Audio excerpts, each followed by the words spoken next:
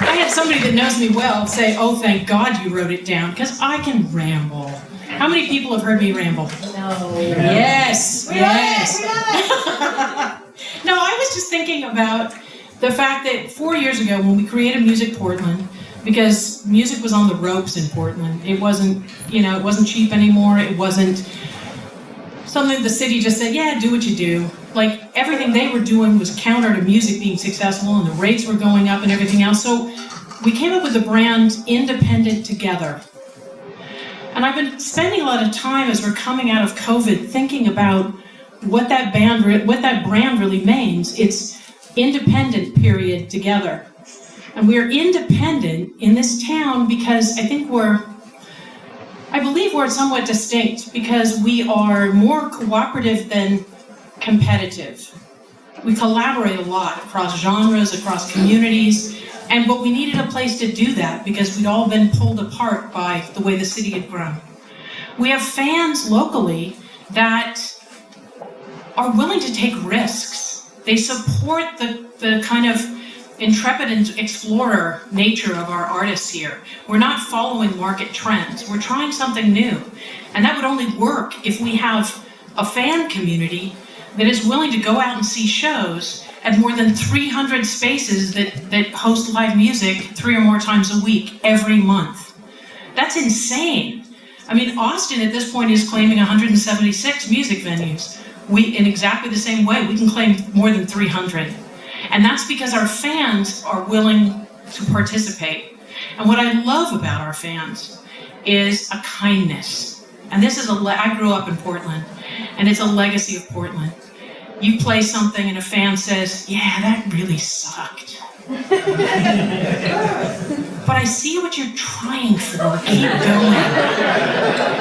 And that to me is what makes Portland an amazing music ecology. It's not because we are the finite stepping stone to big success on a national stage. That doesn't mean that creativity and ambition have to be in opposition, because we have partners like this and because we can do stuff. But what we have creatively is really unique. And that's what Music Portland was created 4 years ago, to identify and to protect, because the city was growing and not thinking about us because they never had to.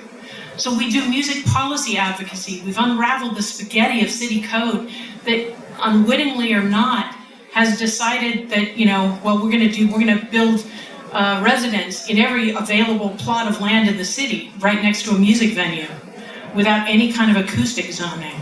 We're going to do all of these things that killed the golden goose that made the city cool and hip. Because it's not the symphony that makes employers able to gather young, college-educated, highly employable people to Portland. But they're spending millions of dollars on the symphony. The state and the city have acknowledged that as sort of legitimate for funding. We're changing that. We just, last week, awarded $50,000 in our first Echo Fund grant round to popular, working, commercial, contemporary musicians.